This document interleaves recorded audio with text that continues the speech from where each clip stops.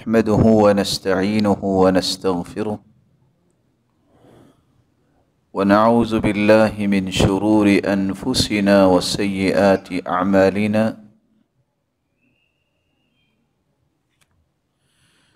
من يهده الله فلا مضل له ومن يضلل فلا هادي له وأشهد أن لا إله إلا الله وحده لا شريك له وأن محمدًا عبده ورسوله يا أيها الذين آمنوا اتقوا الله حق تقاته ولا تموتن إلا وأنتم مسلمون يا أيها الناس اتقوا ربكم الذي خلقكم من نفس واحدة وخلق منها زوجها وبث منهما رجالا كثيرا ونساء واتقوا الله الذي تساءلون به والأرحام إن الله كان عليكم رقيبا يا أيها الذين آمنوا اتقوا الله وقولوا قولا سديدا يصلح لكم أعمالكم ويغفر لكم ذنوبكم ومن يطع الله ورسوله فقد فاز فوزا عظيما أما بعد فأعوذ بالله من الشيطان الرجيم إن أريد إلا الإصلاح ما استطعت وما توفيقي إلا بالله عليه توكلت وإليه أنيب لائق صد تکریم سامعین مکرم، اللہ ذوالجلال ہم سب کے خالق و مالک اور رازق ہیں۔ اس قادر مطلق ذات نے اپنی مخلوق میں سے کچھ لوگوں کا چناؤ کیا اور انہیں کائنات کی اعلیٰ اور ارفع ہستیاں بنایا، جن کو انبیاء اور رسل علیہم الصلاۃ والسلام کہا جاتا۔ اللہ تعالیٰ نے جن کو انبیاء اور رسل بنایا، ان کے حاشیہ تخیلات سے لے کر ان کی سوچ، ان کی فکر اور ان کے اقوال و اعمال کو اس طرح اللہ ذوالجلال نے دھویا ہوا تھا۔ اجلے افکار، خالص اللہ ذوالجلال کی رضا کو حاصل کرنے والی باتیں اللہ نے اپنے پیغمبروں کی زبانوں پہ جاری کی۔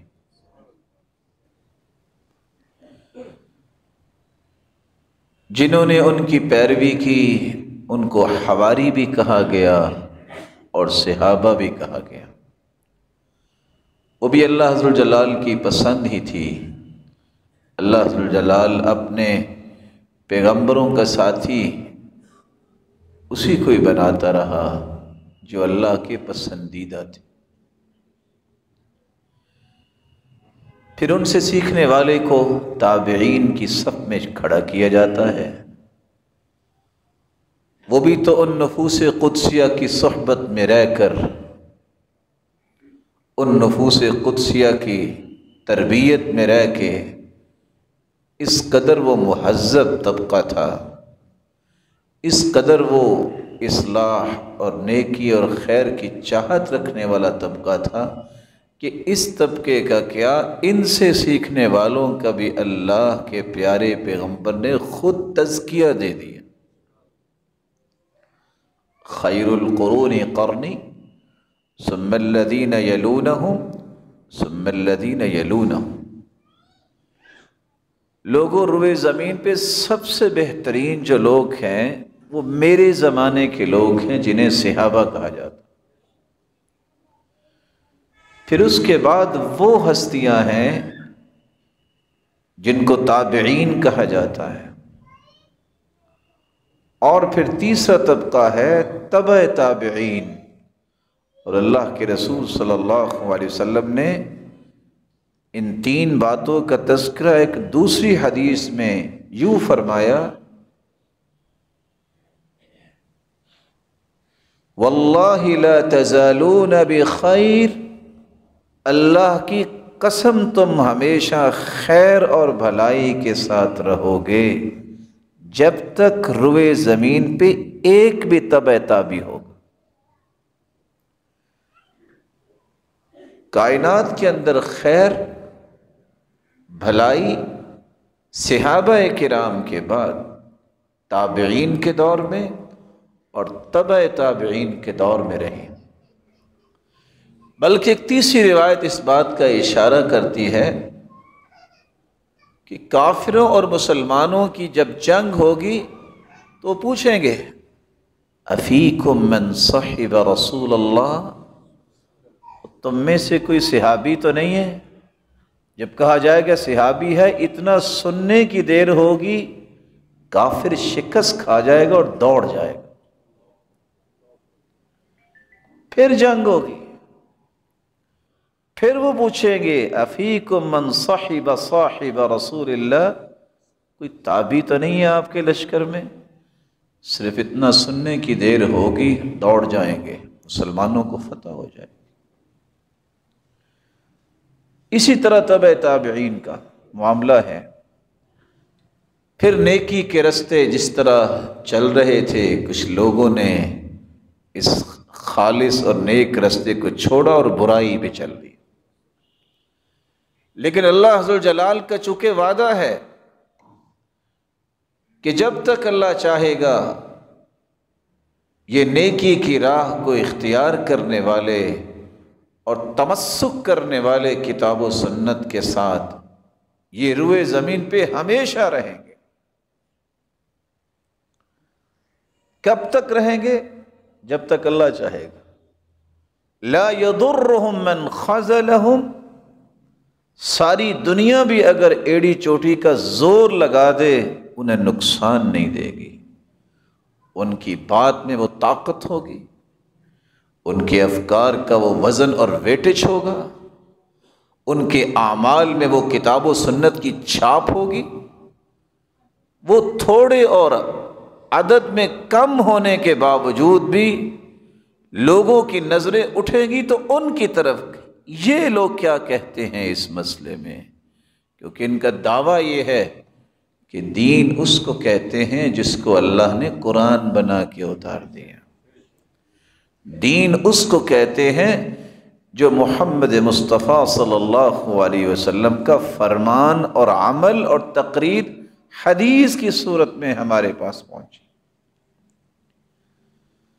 آج ایک نہیں ہزاروں لوگ ایسے ہیں جن کو اللہ نے بڑی طبیعتیں خوبصورت دی ہیں، وہ چاہتے ہیں کہ کچھ نیکی کا کام کریں، وہ چاہتے ہیں خیر و بھلائی میں آگے بڑھیں، وہ چاہتے ہیں تقرب الہی انہیں نصیب ہو جائے، وہ چاہتے ہیں مقربین کی صف میں شامل ہو جائیں، لیکن راستہ کہاں ہے؟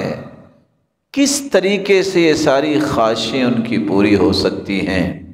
یاد رکھیے گا، جس طرح قیامت کے دن بھی اللہ نے اعمال کو نہیں دیکھنا، اس کی رحمت سے ہی کوئی جنت میں جائے گا، دنیا میں بھی جب تک اللہ کی رحمت نہ ہو تو انسان کسی کام کا نہیں ہوتا۔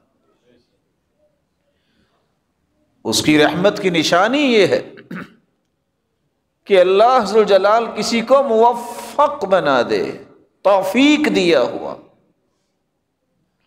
اللہ کی توفیق شامل حال نہ ہو تو انسان کوئی نیکی کا کام بھی نہیں کر سکتا، نماز کا سجدہ بھی نہیں دے سکتا۔ یہ اسی کی توفیق ہوتی ہے، یہ اسی کا فضل ہوتا ہے، یہ اسی کی عنایت ہوتی ہے یہ اسی کا احسان اور رحمت ہے کہ اللہ ذوالجلال نیکی کی طرف کسی کی رغبت کر دے، اس کی سوچ نیکی کی بن جائے، اس کے دل سے اٹھے کہ میں نے یہ نیکی کا کام کرنا ہے، وہ خوشی اور راحت اور سرور محسوس کرے کہ میں نماز پڑھ رہا ہوں، میں قرآن پڑھ رہا ہوں، میں کسی بڑے کا احترام کر رہا ہوں، میں نیکی کو معاشرے میں غالب کر رہا ہوں، میں خیر کو رواج دے رہا ہوں۔ یہ جب تک اللہ کی توفیق نہ ہو اس وقت تک ممکن نہیں۔ آج کے خطبے میں ہماری گفتگو کا محور یہی دو نکات ہے۔ یہ توفیق کیا ہوتی ہے؟ اور اگر کوئی شخص یہ توفیق اللہ ذوالجلال کی لینا چاہتا ہے تو اللہ تعالیٰ کن لوگوں کو اپنی توفیق سے نوازتے ہیں؟ کون سے ایسے دھلے ہوئے لوگ ہیں کہ اللہ ذوالجلال سے نیکیوں پر نیکیاں ہی کروائی جا رہے ہیں اور ان کے اندر صلاحیت اللہ نے رکھ دی ہے کہ وہ بہت بڑے انسان بھی نہیں، لیکن اللہ تعالیٰ نے ان سے نیکیوں کی بہت بڑی ایک تقسیم ان کے ہاتھوں سے لوگوں تک پہنچا دی۔ وہ توفیق ہے کیا؟ وہ اعمال اور نشانیاں ہیں کیا جس کے نتیجے میں انسان اللہ کی توفیق کا مستحق بن جاتا ہے؟ علماء امت نے توفیق کی تعریف کرتے ہوئے لکھا ہے، التوفیق هو اعانة خاصة من اللہ للعبد بها يضعف اثر النفس والشیطان وتقوى الرغبة في الطاعة۔ توفیق سے مراد اللہ ذوالجلال کی ایک خاص عنایت ہے جس کے نتیجے میں انسان کے اندر دو تبدیلیاں واقع ہوتی ہیں۔ پہلی تبدیلی یضعف اثر النفس والشیطان، شیطانی وسوسے، شیطانی تخیلات اور انسان کی خواہشات یہ مدھم ہو جاتی ہیں۔ انسان تو انسان ہے، اس کے اندر خواہشات کا ایک بہت بڑا سمندر ہوتا ہے، لیکن سمندر تو آج بھی دنیا میں ہے، ہر بندہ تو سمندر میں غوطہ نہیں کھاتا۔ توفیق جب انسان کو مل جاتی ہے تو شیطان اس بندے پہ غالب نہیں آتا، شیطانی ہتھ کنڈے جو ہے اس کے وار اس پہ اثر نہیں کرتے، نفسانی خواہشات، لو ڈیزائرز، اس کی سفلی خواہشات اسے جکڑتی نہیں ہیں اور اسے اپنے تسلط میں نہیں لاتی، باوجود اس کے کہ وہ انسان ہے، لیکن انسانیت کو بلند کرتے کرتے وہ اللہ کے اتنے قریب ہو جاتا ہے کہ شیطان اور خواہشات نفس ہار جاتی ہیں، وہ اپنے آپ کو شکست کی طرف نہیں جاتا۔ کیوں نہیں لے کے جاتا؟ یہ دوسری تبدیلی اس کے اندر واقع ہوتی ہے، وَتَقْوَى الرَّغْبَةُ فِي الطَّاعَةِ، اس کے دل میں ایک ہی چیز امڑ کے آتی ہے، میں نے اطاعت کرنی ہے، کیسے اللہ کو راضی کر سکتا ہوں، میرا رب کیسے راضی ہوگا، نہیں میری زندگی کا آخر تو کوئی مقصد ہے، مجھے اللہ نے اتنی نعمتیں دی ہیں، ان کا صحیح استعمال ہونا چاہیے، صلاحیت دی ہے، مجھے اس سے اپنے آپ کو، اپنے گھر کو، خاندان کو، معاشرے کو نفع دینا ہے، مجھے خود بھی بلند ہونا ہے، لوگوں کو بھی بلند کرنا ہے، مجھے خود بھی اللہ کی جنت کا وارث بننا ہے، اور ایک نہیں، سینکڑوں نہیں، ہزاروں نہیں، لاکھوں نہیں، کروڑوں لوگوں کی جنت کا سبب مجھے بننا ہے۔ ہر وقت اسی بات میں اس کو تڑپتا رہتا۔ امام ابن القیم رحمۃ اللہ علیہ بیان کرتے ہیں، اجمع العارفون باللہ ان التوفیق هو ان لا يكلك الله الى نفسك وان الخذلان هو ان يخلي بينك وبين نفسك۔ امام ابن القیم رحمۃ اللہ علیہ بھی اللہ تعالیٰ کی ایک نعمت ہی تھے۔ یہ استاد شاگرد امام ابن تیمیہ ان کے استاد تھے اور امام ابن القیم شاگرد تھے۔ شاگرد اپنے استاد کے متعلق بتاتا ہے کہ میں نے اپنی آنکھوں سے دیکھا کہ دنیا جہان کے غموں سے اٹے ہوئے، ٹوٹے ہوئے، مجروح انسان، مایوس زندگی سے ہو چکے انسان گنتی کے چند لمحات امام ابن تیمیہ کے پاس بیٹھتے، اس طرح حشاش بشاش ہو کے اٹھ کے واپس جاتے جیسے زندگی میں انہیں نہ کوئی کبھی تکلیف ہوئی ہے نہ کبھی کوئی غم ہی آیا ہے۔ وہی امام ابن القیم رحمۃ اللہ علیہ فرماتے ہیں، جن لوگوں نے اللہ کی صحیح پہچان کی ہے ان سب کا اس بات پر اتفاق ہے، توفیق یہ ہے کہ اللہ انسان کو اس کے سپرد نہیں کرتا، اللہ اسے اپنے سپرد کر لیتا ہے۔ جب اللہ اپنے سپرد کر لیتا ہے اس کے ہاتھ بھی حرکت کرتے ہیں تو خیر کے لیے، اس کی زبان بھی چلتی ہے تو اللہ کی رضا کے لیے، اس کی حاشیے تخیلات میں جو نظریات، جو افکار، جو تخیلات دوڑ رہے ہوتے ہیں ان کا زاویہ بھی یہ ہوتا ہے اللہ کو راضی کرنا ہے، ان کے قدم بھی اٹھتے ہیں تو خیر کی طرف اٹھتے ہیں۔ یہ ہے توفیق کہ اللہ انسان کو انسان کے سپرد نہیں کرتا بلکہ اپنی مراقبت میں لے لیتا ہے اور اپنی سرپرستی میں اسے لے لیتا ہے۔ ایسا پھر دھلا ہوا انسان، اس کے ہر کام کو اللہ جہاں پسند کرتا ہے اس کے اندر تاثیر ایسی رکھ دیتے ہیں، وہ عمل، وہ کام، وہ بات، وہ گفتگو انسانوں کے دلوں پہ بھی اثر کرتی ہے اور ایک سے ایک دیا اس طرح جلتا ہے کہ معاشرے میں خیر غالب ہو جاتی ہے۔ اور توفیق سے محروم انسان وہ ہے، صرف یہ نہ کہیے کہ توفیق سے محروم ہے بلکہ یہ کہیے کہ ذلت و رسوائی جس کے ساتھ لگا دی جاتی ہے وہ ہے جس کی سرپرستی اللہ ذوالجلال قبول نہیں فرماتی، اس کی بدنیتی کی وجہ سے، اس کے خبث باطن کی وجہ سے، اس کی بے عملی کی وجہ سے، اور اللہ اسے اسی کے ہی حوالے کر دیتے ہیں، کرو جو کچھ کرنا ہے۔ سوچنے کی بات ہے کہ انسان کے اندر تو یہ صلاحیت نہیں ہے وہ کچھ کر سکے۔ دنیا جہان کا عقل مند ہو، معمولی سا فرق اس کی سوچ میں آ جائے اس کو کہتے ہیں یہ دیوانہ ہو گیا۔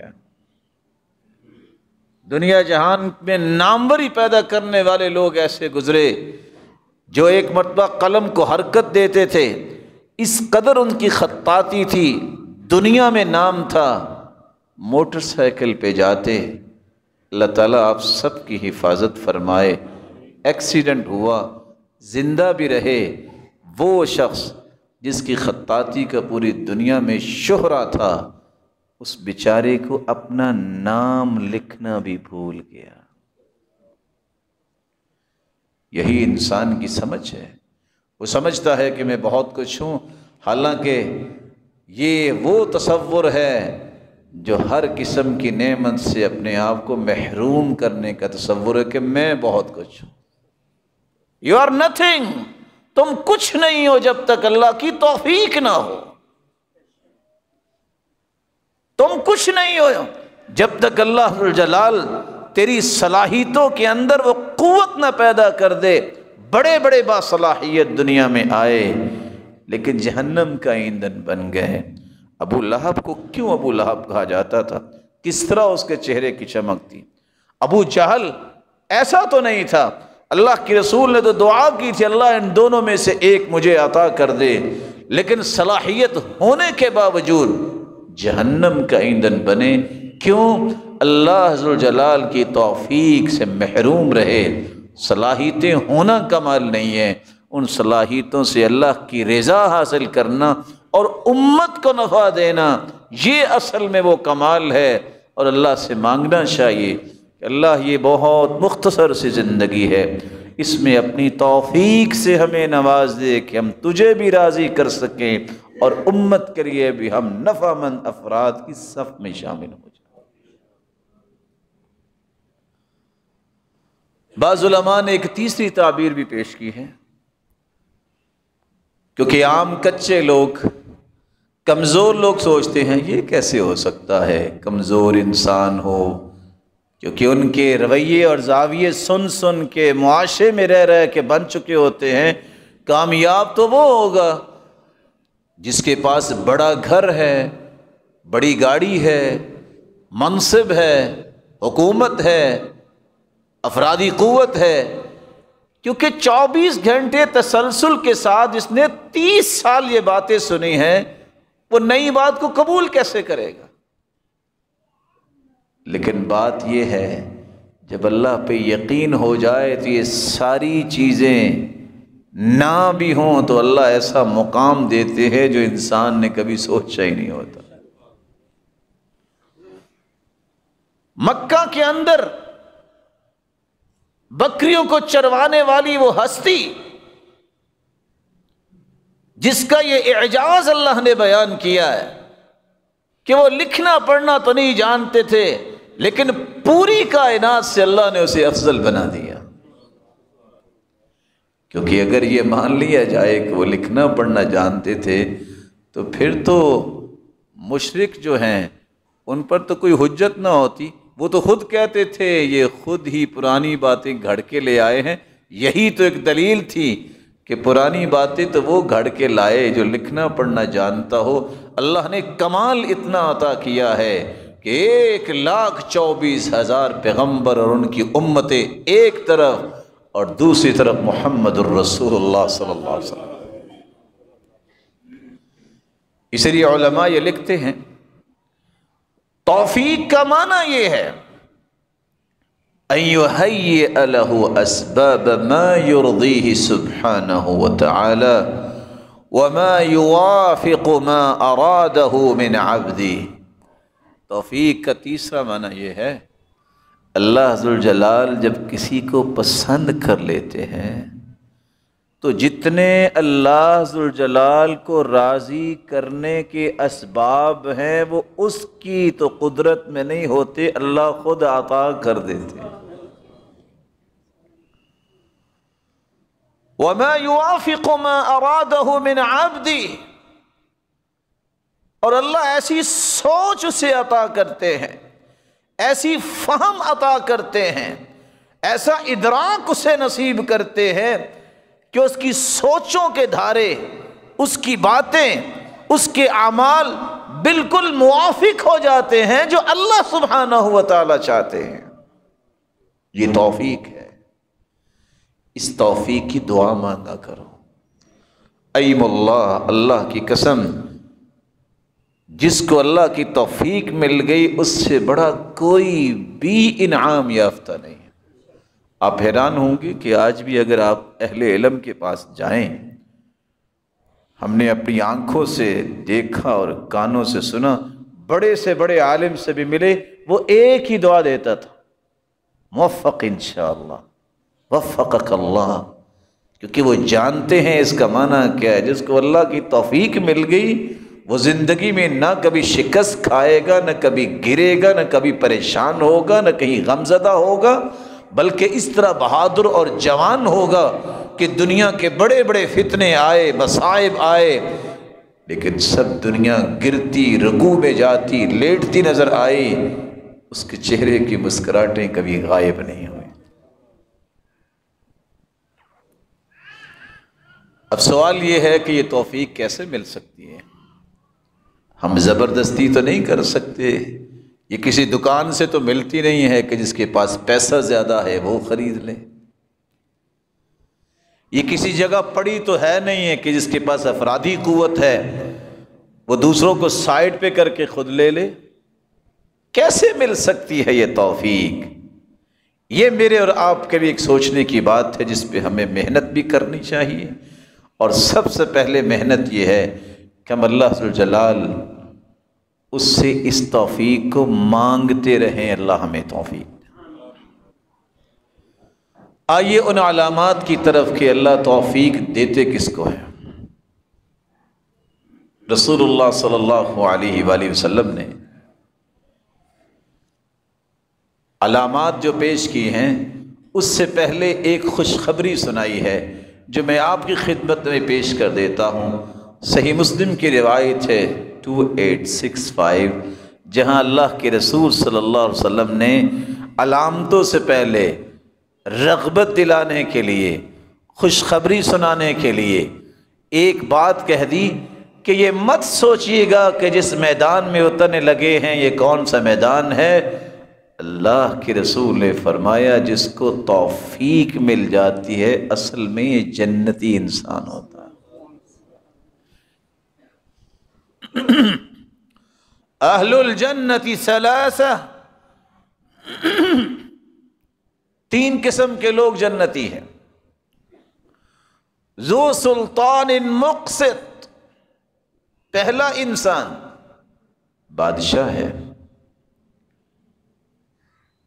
بادشاہ یہ باپ کی طرح ہوتا ہے، ایک گھر کا بھی بادشاہ ہوتا ہے جیسے باپ ہے، اس کے سامنے ساری اولاد برابر ہے۔ ماں کی طرح ذمہ دار ہوتا ہے، اس کے سامنے سارے برابر ہیں، باوجود اس کے کہ وہ ماں ہے، وہ باپ ہے، معمولی سی بھی اگر اونچ نیچ ہو جائے اولاد برداشت نہیں کرتی۔ اس لیے فرمایا تسووا بین اولادکم، اپنی اولاد میں انصاف سے کام لو۔ کما تحبون، جس طرح تم پسند کرتے ہو کہ وہ سارے کے سارے تمہاری خدمت کریں، تمہارے ساتھ خیر خواہی کرے، تم بھی اپنی اولاد کے ساتھ عدل و انصاف کا معاملہ کرو۔ تو اللہ کے رسول نے فرمایا ذو سلطان مقسط، اللہ ذوالجلال کا پیارا پیغمبر کس خوبصورتی سے یہ بات کلیئر کر رہے ہیں، جنتی وہ لوگ ہیں جو ہو بادشاہ اور عدل و انصاف کرنے والا۔ دوسری بات، متصدق موفق، ایسا انسان جس کو اللہ نے موفق بنا دیا، توفیق دے دی۔ مال تو کافروں کے پاس بھی بہت زیادہ ہے، مال تو مجوسیوں اور عیسائیوں کے پاس بھی اور یہودیوں کے پاس بھی بہت زیادہ ہے، لیکن جس بندے کو اللہ نے توفیق دے دی کہ اس کا مال نیکی پہ، صحیح کام پہ، اللہ کی رضا کے امور میں لگتا ہے، یہ موفق انسان جو ہے اس کو خوش ہو جانا چاہیے، یہ جنتی۔ وَرَجُلٌ رَحِيمٌ رَقِيقُ الْقَلْبِ لِكُلِّ ذِي قُرْبَ وَمُسْلِمٌ وَعَفِيفٌ مُتَعَفِّفٌ ذو عیال۔ تیسرا شخص اگر جنتی دیکھنا ہے تو وہ ہے اس کے اپنے بچے بھی ہیں، اس کا مطلب ہے اس کی ضروریات بھی ہوں گی، لیکن اس کے باوجود متعفف ہے، کبھی اس نے کسی کے سامنے ہاتھ نہیں پھیلایا۔ کس قدر اللہ تعالیٰ نے خوددار اسے بنایا۔ تیسری بات یہ ہے، ظاہر ہے بچے ہیں تو خاندان بھی ہوگا۔ یہ ساری کی ساری چیزیں ہونے کے باوجود اس کے دل میں رشتہ داروں اور اپنے تعلق والوں کے ساتھ نرمی غالب ہے۔ اللہ کے رسول نے فرمایا یہ بھی جنتی۔ اللہ تعالیٰ یہ صفات ہمیں اپنے اندر پیدا کرنے کی توفیق عطا فرمائے، اور اگر موجود ہے تو اس پہ ثابت قدمی عطا فرمائے۔ اللہ کی توفیق کا میں اور آپ کس طرح حقدار بن سکتے ہیں؟ اس کا پہلا طریقہ یہ ہے، پہلی نشانی یہ ہے، عون بن عبداللہ بیان کرتے ہیں، اگر اللہ کی توفیق کی سچی تمنا دل میں موجود ہے تو سب سے پہلے اپنی نیت کو خالص کرو۔ دنیا جہان کی صلاحیت ہو، اگر نیت خالص نہیں ہے کوئی کام نہیں ہوگا، ہوگا بھی ناقص ہوگا بھی وبال جان بن جائے گا۔ نیت کو خالص کر لو گے، اللہ کی توفیق کے حقدار بن جاؤ گے۔ عون ابن عبداللہ بیان کرتے ہیں فواتح التقوی حسن النیہ وخواتمها التوفیق۔ اگر کسی شخص نے تقوی کی بنیاد رکھنی ہے تو وہ نیت کو خوبصورت بنا لے۔ اگر سارے کا سارا تقوی اگر جمع کرنا چاہتا ہے اپنے دل میں تو ایک ہی بات ہے کہ اس نیت اچھی کرنے کے بعد اللہ اسے پھر توفیق سے نواز دیتا۔ معاویہ رضی اللہ تعالی عنہ سے مروی ہے، رسول اللہ صلی اللہ علیہ وسلم نے فرمایا انما الاعمال کالوعاء، انسانیت کے اعمال یہ برتن نما ہیں، اذا طاب اسفلہ طاب اعلاہ، خوبصورت برتن ہو، چھوٹا برتن ہو یا بڑا برتن ہو، یہ بات تو اتفاقی ہے کہ جو برتن میں ڈالیں گے وہی کچھ نکلے گا نا، جیسا برتن ہو ویسا ہی پانی ہوگا نا۔ برتن صاف ہے تو پانی ڈالیں گے تو نکالیں گے تو صاف ہی نکلے گا نا۔ اگر لفظ بھی یہی ہیں کہ یہ برتن اذا طاب اسفلہ طاب اعلی، خالی برتن ہے، انسان بھی خالی ہے، اس کی کوئی قیمت نہیں جب تک اللہ کی توفیق نہ ہو۔ برتن کا جب پیندہ صاف ہوگا جو بھی ڈالیں گے وہ اوپر تک صاف ہی ہوگا، اور یہی روشنی پھر دنیا کے کونے کونے تک پہنچے گی۔ وَإِذَا فَسُدَ أَسْفَلُهُ فَسُدَ أَعْلَاهُ، آپ اگر کوئی 1 کلو مٹی ڈال دیں برتن میں اور کہیں کہ پانی صاف نکلے، نکل آئے گا؟ جس دل کے اندر ریاکاری ہے، شہرت ہے، یہ ہوس ہے، حسد ہے، بغض ہے، عناد ہے، عصبیت ہے، تعصب ہے، انتقام کی آگ بھڑک رہی ہے، وہاں سے کوئی خالص چیز باہر آئے گی؟ نہیں آئے گی۔ نیت جب تک خالص نہیں، اللہ کی توفیق نہیں ملتی۔ اللہ کی توفیق حاصل کرنے کا سب سے پہلا طریقہ اپنی نیت کو خالص کر۔ یحییٰ بن معاذ سے کسی نے پوچھا اللہ نے آپ کو کس قدر توفیق سے نواز رکھا ہے، آپ کی زبان کس طرح دھلی ہوئی ہے، ہمیں بھی کوئی راز سمجھائیے کہ آخر مخلص انسان بنتا کب ہے؟ اس بندے نے بھی جواب دیا سونے کے پانی سے لکھنے والا ہے۔ جب ان سے سوال کیا گیا تو کہتے ہیں سنو، اذا كان خلق الانسان كالرضيع، جب انسان کی زندگی کا اخلاق دودھ پینے والے بچے کی طرح ہو جائے تو وہ مخلص ہے۔ کیا مطلب دودھ پینے والا بچہ؟ اب 1.5 سالہ بچہ آپ جب اس کے ساتھ کھیلتے ہیں، جس کے بھی بچے ہیں اللہ انہیں سلامت رکھے، آنکھوں کی ٹھنڈک بنائے اور صدقہ جاریہ بنائے، آپ کھیلتے اور کھلاتے کہیں کہ میرا بیٹا بہت اچھا ہے تو پھر بھی وہ اسمائل پاس کرتا ہے، مسکراتا ہے۔ آپ اسی وقت کہہ دیں کہ میرا بیٹا تو بہت گندا ہے، پھر بھی اسمائل پاس کرتا ہے، کیونکہ اس کو کوئی سمجھ نہیں، اس کو صرف ایک سمجھ ہے میرے باپ نے اٹھایا ہے اور میری ماں نے اٹھایا ہے، اس کو صرف یہ سمجھ ہے کہ یہ وہ ہیں جو میرے محسن ہیں، یہ وہ میری ماں ہے جو میری تکلیفیں برداشت کر کے یہ ہے مجھے دودھ دینے والی۔ مخلص بھی وہ ہوتا ہے جس کو پتا ہے میں نے رب کے لیے یہ کام کرنا ہے، رب کی رضا کے لیے۔ دنیا گالی دے تب بھی وہ خوش، دنیا دعائیں دے تب بھی وہ خوش، نہ وہ کسی کی تعریف کا بھوکا ہوتا ہے اور نہ ہی کسی کی مذمت سے وہ منہ بناتا ہے، کیونکہ اس کا ایک ہی مقصد ہے میرا رب راضی ہونا چاہیے، مجھے کسی اور کی رضا کی کیا ضرورت ہے۔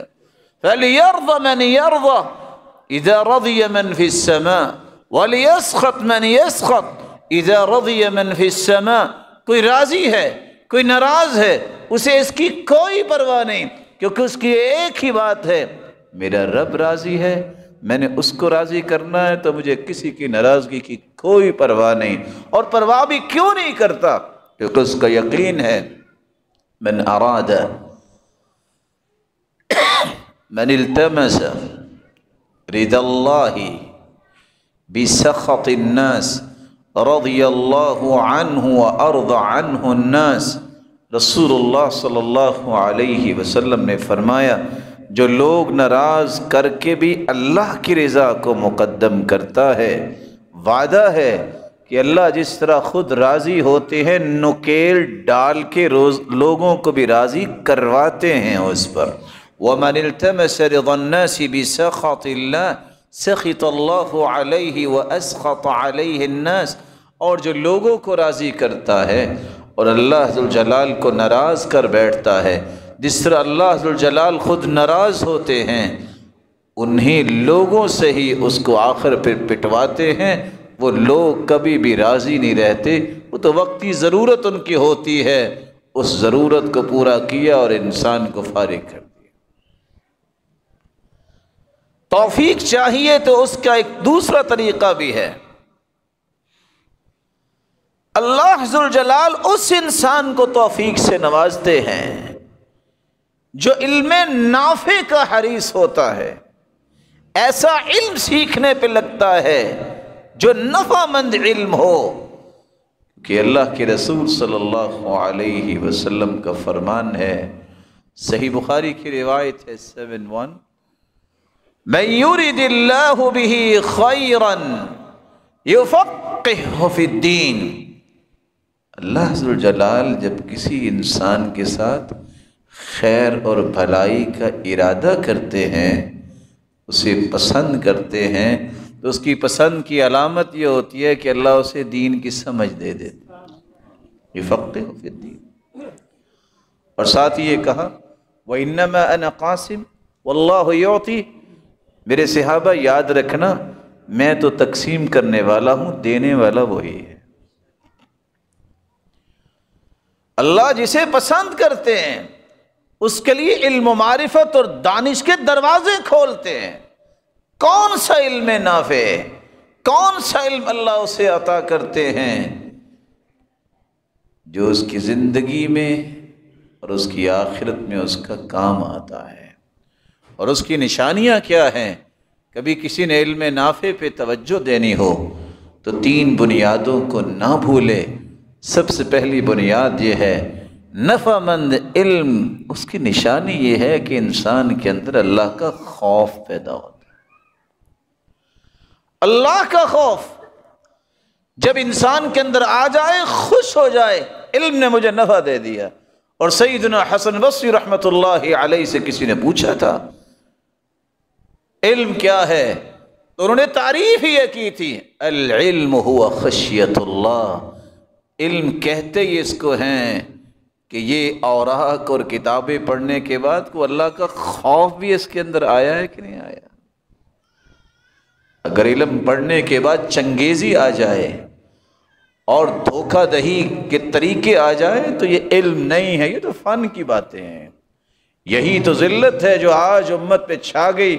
انہوں نے ڈگریوں کو علم سمجھ لیا، اعمال ختم ہو گئے۔ بھلا یہ کون سا علم ہے کہ میٹرک بھی انسان کرے تو پھر بھی نماز جو ہے وہ 2-3 ہی پڑھتا تھا، ایم اے کر کے بھی پھر وہ پہلی بھی چھوڑ دیتا ہے، یہ علم ہے؟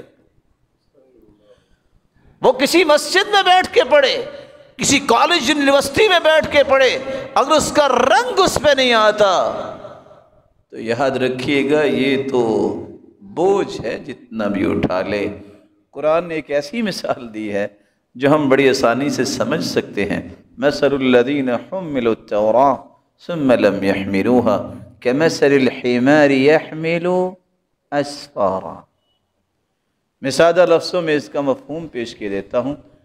آپ جتنا مرضی اچھے طریقے سے گدھے کو واش کر کے اس کے اوپر کتابیں اگر رکھ دے تو اس کو سلوٹ کریں گے آپ؟ سر کیسے آپ بتائیے؟ وہ گدھا ہے۔ قرآن نے یہی بات کہی ہے تورات والوں کے متعلق، مثل الذین حملوا التوراۃ ثم لم يحملوها كمثل الحمار يحمل اسفارا۔ اللہ نے کتاب اتاری ہے تورات، لیکن انہوں نے اس پہ عمل نہیں کیا۔ ان کی مثال ایسے ہی ہے جیسے گدھے پہ بوجھ رکھا ہوا ہے۔ کس چیز کا؟ اسفارہ، صفر کی جمع ہے، کتابیں رکھی ہوئی ہیں، کوئی فرق نہیں۔ کیسے ہو گیا کہ دنیا کے اندر مقبول ترین ڈگری پی ایچ ڈی کی ہو اور انسان جھوٹ بولے؟ انسان لوگوں کو جنت کے راستے کی بچائے عصبیت میں بلائے؟ یہ کون سا علم ہے؟ یہ کون سی دانش ہے؟ یہ کون سا ادراک ہے جو امت نے لے لیا؟ سیدہ عائشہ تو کہا کرتی تھی لا تثقلوا انفسکم بحجج اللہ ذوالجلال کی حجتوں کے ساتھ اپنے آپ کو بوجھل نہ کرنا، جتنا پڑا ہے عمل کر لینا، یہی تمہاری کامیابی کے لیے اور تمہاری قیامت کے دن کامرانی کے لیے کافی ہو جائے۔ دوسری نشانی یہ ہے علم نافع کی، اس کی تڑپ جس کے اندر آ جائے اللہ اسے توفیق سے نوازتے ہیں، اللہ ذوالجلال کا خوف اور تقوی، اور اس کے بعد پھر انسان دنیا کے لیے خیر خواہ بنتا ہے۔ اور جس کے لیے ساتوں زمینوں اور ساتوں آسمانوں کی مخلوقات بخشش مغفرت کی دعائیں کرے، اس کا سینہ بھی اتنا تنگ نہیں ہوتا کہ وہ اپنے کے سوا کسی کو انسان ہی نہ سمجھے۔ یہ علم نافع نہیں ہوتا۔ اس کا چہرہ کھلا ہے، سینہ کھلا ہے، وہ برے کے ساتھ بھی رہنمائی کا پہلو رکھتا ہے، ٹھیک ہے، اس کو سمجھ نہیں، سمجھا دیں گے۔ اصول اور ضابطے نہیں چھوڑتا، کوئی گالی دے اسے پریشانی نہیں ہوتی، کیونکہ اس نے اللہ کے لیے پڑھا ہے نا۔ وہ جانتا ہے کہ صحابہ کرام کے ساتھ بھی ایسا ہوتا تھا، لیکن وہ پرواہ نہیں کرتے تھے۔ وہ گالی دینے والے کو بھی کہتے تھے غلام کو بلا کے جلدی سے اس کو کھانا پیش کرو تاکہ ان کی خدمت کریں، یہ ہماری ذمہ داری ہے۔ فَنَكَّسَ رَأْسَهُ، عبداللہ ابن عباس کو گالی دینے والا جب گالی دیتا ہے، وہ غلام کو بلا کے کہتے ہیں جلدی کرو، کھانا پیش کرو، اور وہ فَنَكَّسَ رَأْسَهُ اسْتِحْيَاءً مِّنْهُ، شرمندہ ہوتا، سر جھکا کے آ گیا، میں نے تو گالی دی تھی اور آپ مجھے کھانا پیش کر رہے ہیں۔ اللہ کی توفیق ملتی ہے اس کو جس کو شرعی علم کی اللہ ذوالجلال توفیق اور تڑپ اور شوق اور ذوق عطا کر دیتے۔ توفیق اس کو ملتی ہے جس کی تیسری نشانی یہ ہے، اللہ ذوالجلال نیکی کی راہ روشن کر دیتے ہیں اس کے لیے۔ جامع ترمذی کی روایت ہے 2142، آپ صلی اللہ علیہ وسلم نے فرمایا اذا اراد اللہ بعبد خیرا استعملہ، اللہ ذوالجلال جب کسی کو پسند کر لیتے ہیں تو اسے استعمال کرتے ہیں۔ صحابہ نے فٹ سے سوال کیا کیف یستعملہ یا رسول اللہ صلی اللہ علیہ وسلم، اللہ بندے کو استعمال کرتے ہیں، اللہ کے پیارے پیغمبر وہ کیسے؟ بندہ اللہ کی پسند اس وقت بنتا ہے جب اسے استعمال کرتے ہیں۔ تو آپ صلی اللہ علیہ وسلم نے اس کی وضاحت کی یوفقہ لعمل صالح قبل الموت، موت سے پہلے پہلے اللہ اس کے لیے نیک عمل کے دروازے ہی کھول دیتے ہیں، اسے توفیق سے نواز دیتے ہیں۔ اللہ یہ توفیق ہر ایک کو نصیب فرمائے۔ رسول اللہ صلی اللہ علیہ وآلہ وسلم نے سچ فرمایا۔ اللہ ذوالجلال استعمال پھر کیسے کرتے ہیں؟ کمزور کمزور لوگ جن کی شکل و صورت کو دیکھ کے لوگ بسا اوقات نفرت بھی کرتے تھے، لیکن اللہ نے بنایا ہے دنیا کے اندر مقام تو انہی کا بنایا ہے۔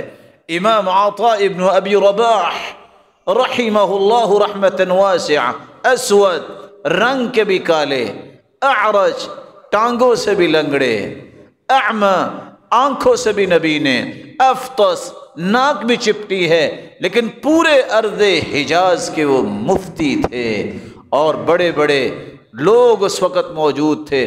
عبد الملک بن مروان جیسے، سلیمان ابن عبد الملک جیسے بیٹوں کو لے کے آتے ہیں، سوال پوچھتے ہیں، وہ جواب دیتے ہیں، ان سے متوجہ ہونے کے بعد دوسرے کا سوال آتا ہے، وہ پرواہ ہی نہیں کرتے کہ وقت کا حکمران ہے۔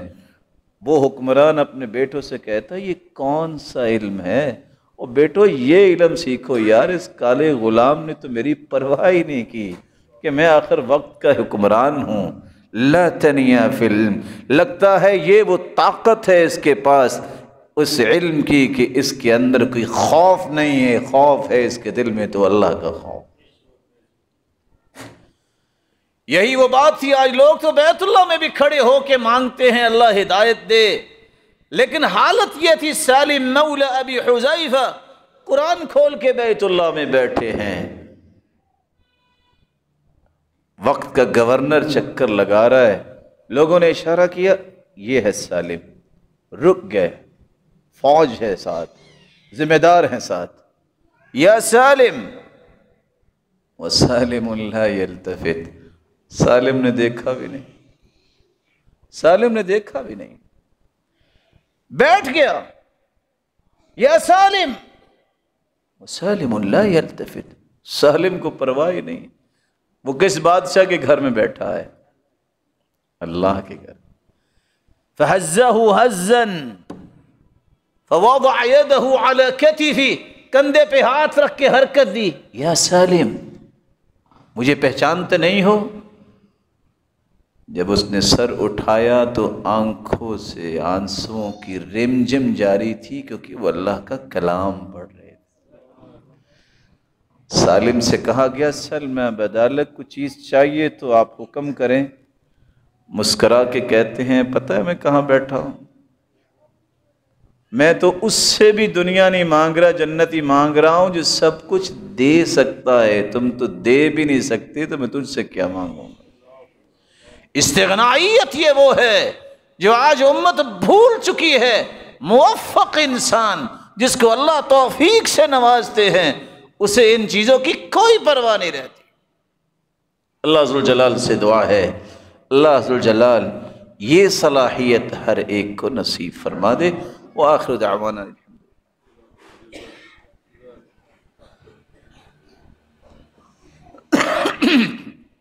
الحمد للہ علی احسانہ والشکر له علی توفیقہ وامتنانہ، اما بعد۔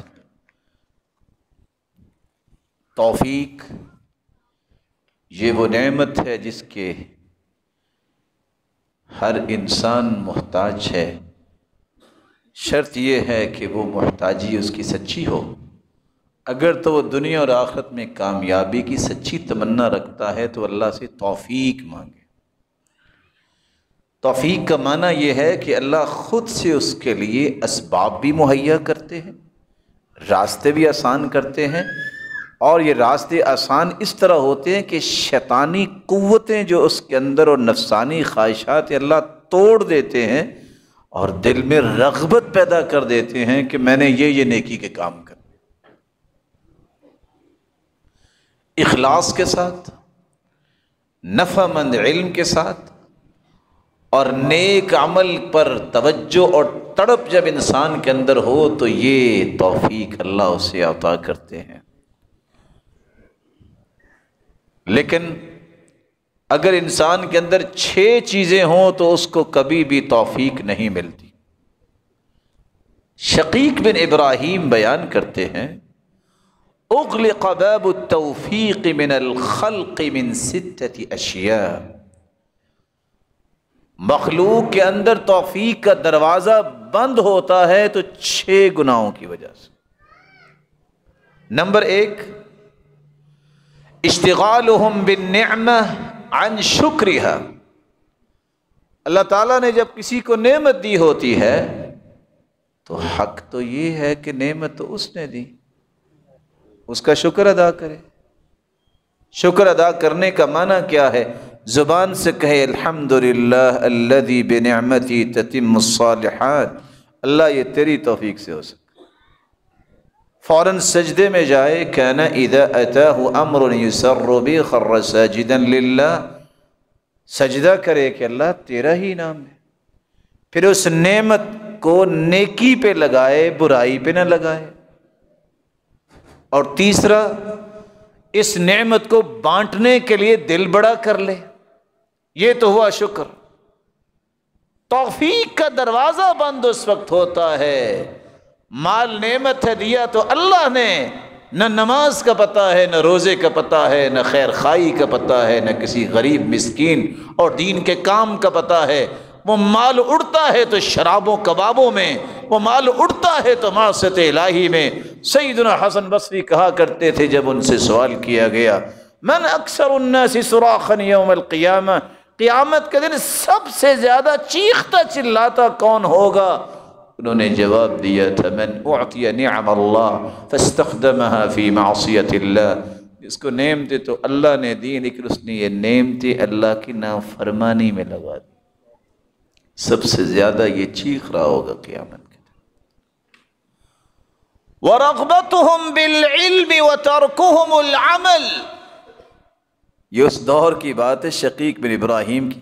لوگوں کی یہ تو رغبت ہوگی کہ ڈگریاں مل جائیں، وَتَرْكُهُمُ الْعَمَلِ، عمل چھوڑتے جائیں گے۔ کہ آج ہم گفتگو کر رہے ہیں، یہ 1300 سال پہلے کی گفتگو ہے، 1200 سال کی۔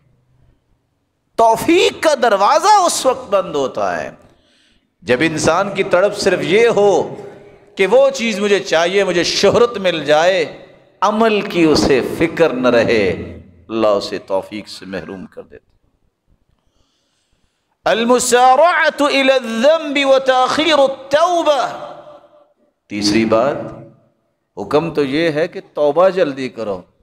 وہ توبہ کرتے نہیں ہیں، لیٹ کرتے ہیں، گناہ میں جلدی کرتے ہیں کہ یہ گناہ کہیں اور نہ کوئی کر لے، مجھے کرنا چاہیے۔ حالانکہ انہیں توبہ کرنی چاہیے، جلدی گناہ کے قریب نہیں جانا چاہیے۔ جب انہوں نے کام بدل دیا تو نتیجہ بھی بدل جائے گا۔ چوتھی بات، الاغترار بصحبة الصالحین وترک الاقتداء بافعالہم، توفیق سے لوگ کب محروم ہوتے ہیں؟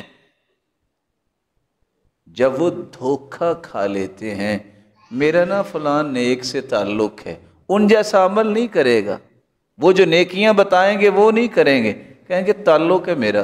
پہلے زمانے میں لوگ جاتے تو لوگ کہتے میں نے حدیث کی یہ کتاب پڑھی ہے، یہ میرے استاد نے میرے بارے میں دعائیں لکھی ہیں۔ اب کسی کے گھر جاؤ، وہ 2-4 البم لے کے آ جائے گا، یہ میں فلاں کے ساتھ کھڑا ہوں، یہ میں فلاں کے ساتھ کھڑا ہوں، یہ فلاں کے ساتھ۔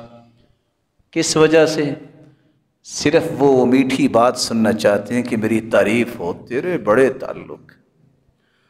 اور آج یہ مصیبت اتنی بڑھ گئی، یہ سیلفیاں لینے کی، بیت اللہ جیسے اس معزز گھر میں بھی جھوٹ بولنے سے باز نہیں آتے۔ کسی کو کہیں گے میری تصویر اتاریں، ہاتھ اٹھائیں گے، یعنی اللہ کے گھر میں بھی جھوٹ، اور ہاتھ اٹھا کے ہونٹ حرکت کر رہے ہیں، دعا نہیں کر رہا، صرف پکچر کے لیے وہ سب کچھ کر رہا ہے۔ اللہ عز و جلال ہم سب کو معاف فرمائے۔ اس قدر نیچ ان حرکتیں ہیں کہ انسان کو خود سوچ کے شرم آتی ہے کہ میں کس کام پہ لگا ہوا ہوں۔ بیت اللہ میں وہاں دعائیں کرو، وہاں سجدے کرو، اللہ سے گڑ گڑا کے مانگو، اپنے لیے، اپنے گھر والوں کے لیے، والدین کے لیے، رشتہ داروں کے لیے، امت اسلامیہ کے لیے، وہاں یہ کام کرنے۔ اللہ عز و جلال ہم سب کو محفوظ فرمائے۔ وہ کبھی نیکوں کے ساتھ تعلق کا جب اغترار دھوکہ ہو تو نیک بننے کی کوشش بھی کرنی چاہیے۔ میں حیران ہوں اس انسان سے، وہ دنیا میں نہیں ہے، لیکن میری دعا ہے اللہ اسے جنت الفردوس میں جگہ دے۔ ہوا یہ، اسی شہر کے رہنے والے تھے، تعلق بنا، اور مجھے اس کی بات نے بڑا فکر مند کیا کہ میں ملتا ہوں آپ کو یا علماء کو، لیکن میں ڈرتا آپ لوگوں کے ساتھ بیٹھتا نہیں کہ دیکھنے والا کہے گا کہ یہ علماء کا تعلق ہے تو یہ عمل کیوں نہیں کرتا۔ اس بے عملی کی وجہ سے مجھے شرم اور حیا آتی۔ کس قدر خوبصورت یہ سوچ تھی۔ آج ہمیں نیک لوگوں کے ساتھ اگر تعلق بنا ہے تو اس حدیث کو بھی یاد رکھیے، بھلا سیدہ فاطمہ سے بڑھ کے دنیا کی کون سی بیٹی ہو سکتی ہے؟ اور اللہ کے رسول نے فرمایا تھا، یا عباس ابن عبد المطلب، اے میرے چچا عباس، وَيَا صَفِيَّةَ عَمَّةَ رَسُولِ اللَّهِ، اے میری پھپھو صفیہ، وَيَا فاطمة بنت محمد، اے میری بیٹی فاطمہ، اشتروا انفسکم لا اغنی عنکم من اللہ شیئا، عمل کر لینا، قیامت کو میں تمہارے کام نہیں آؤں گا۔ سلینی من مالی، سأبلها ببلالها، مجھ سے مانگو جو مال چاہیے، جو میرے پاس ہوگا میں دے دوں گا، لیکن میری بیٹی قیامت کو میں کام نہیں آؤں گا، عمل کر۔ کس کی میں بات کر رہا ہوں؟ سیدۃ نساء اہل الجنہ، جو جنت میں عورتوں کی سردار ہوگی۔ شقیق بن ابراہیم فرماتے ہیں 5واں طریقہ جس سے انسان توفیق سے محروم ہوتا ہے، ادبار الدنیا عنہم وہم یتبعونہا۔ دنیا جو ہے وہ تو دوڑتی ہے، یہ دنیا کے پیچھے دوڑتا ہے۔ ہونا یہ چاہیے کہ دنیا اس کے پیچھے دوڑے، یہ دنیا کے پیچھے دوڑتا نظر آتا ہے، اللہ پھر اسے اپنی توفیق سے محروم کر دیتے ہیں۔ اقبال الآخرہ علیہم وہم معرضون عنہا، دین اور آخرت کے مسائل تو ان کے سامنے واضح ہیں، قرآن بھی آ کر حدیث بھی آئی، یہ اس سے منہ موڑتے ہیں اور اس کی طرف توجہ دیتے ہیں جس نے قیامت کو کام نہیں آنا۔ میری اللہ ذوالجلال سے دعا ہے الہ العالمین جتنے یہ روشن چہرے تشریف فرما ہیں سب کو خصوصی توفیق سے نواز دے۔ الہ العالمین ان کی اولادوں کو نیک بنا، دست و بازو بنا اور آنکھوں کی ٹھنڈک بنا اور صدقہ جاریہ بنا، اور سب کو جنت الفردوس میں جمع فرما۔ امام ابن القیم کی بات میں بطور پیغام اس خطبے میں دینا چاہوں گا، یہ ساری چیزیں اس وقت حاصل ہوں گی جب دل زندہ ہوگا۔ اس دل کو زندہ رکھنے کا طریقہ کیا ہے کہ 4 چیزوں سے اپنے آپ کو بچا لو۔ قسوۃ القلب من 4 اشیاء، 4 چیزوں سے دل پتھر ہو جاتا ہے۔ امام ابن القیم فرماتے ہیں جب ضرورت سے زیادہ یہ 4 چیزیں استعمال کی جائیں۔ وہ کیا ہے؟ الطعام۔ تھوڑی سی کڑوی بات ہے، کھانا جب ضرورت سے زیادہ کھایا جائے ہم سمجھتے ہیں کیا ٹیسٹ ہے، یہ دل کو مردہ کر دیتا۔ والکلام، باتیں مناسب کیا کرو، زیادہ گفتگو جو ہے کہ سارا دن بیٹھے گپیں لگ رہی ہیں یہ تمہارا دل مردہ کر دے گا۔ اور یاد رکھنا جب انسان کا جسم بیمار ہوتا ہے تو میٹھے سے میٹھا کھانا بھی اسے اچھا نہیں لگتا، جب دل مردہ ہو جاتا ہے اسے قرآن و حدیث بھی اچھی نہیں لگتی، سارا قرآن اس کے سامنے پڑھتے اثر نہیں ہوگا کیونکہ دل بیمار ہو چکا ہے۔ تو اپنے کھانے کو محتاط کیجیے، کلام کو محتاط کیجیے۔ النوم، نیند ضرورت ہے، لیکن یہ ضروری نہیں ہے کہ آپ 24 گھنٹے میں سے کو 18 گھنٹے سو کے گزاریں۔ رسول اکرم صلی اللہ علیہ وآلہ وسلم کی زندگی ہمارے سامنے ہے، جو ضرورت ہے جسم کی وہ نیند لینی چاہیے۔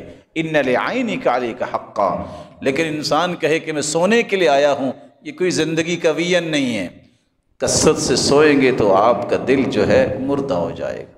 اور چوتھی بات المخالطہ، میں نہیں روکتا کہ آپ کسی کو ملے نہیں، ملیں، لیکن یاد رکھنا کثرت سے ہر وقت کام یہ ہو، نہیں نماز کا فکر، نہیں کسی نیکی کا فکر، بس مجلسیں جما کے بیٹھنا، اس سے بھی انسان جو ہے اپنے دل کی اس خیر سے محروم ہو جاتا ہے جس کے لیے اسے کام کرنا ہے۔ اللہ ذوالجلال سے دعا ہے ہمیں اس بات پہ عمل کرنے کی توفیق عطا فرمائے، وہ بات جو رسول اللہ صلی اللہ علیہ وسلم نے فرمائی، من حسن اسلام المرء ترکہ ما لا یعنی، جو انسان کے نقصان کی بات ہوتی ہے وہ جب چھوڑ دیتا ہے تو یہ اس کے بہترین اسلام کی دلیل ہوتی ہے۔ اللہ ہم سب کو ایسے ہی مسلمان بنائے۔ وآخر دعوانا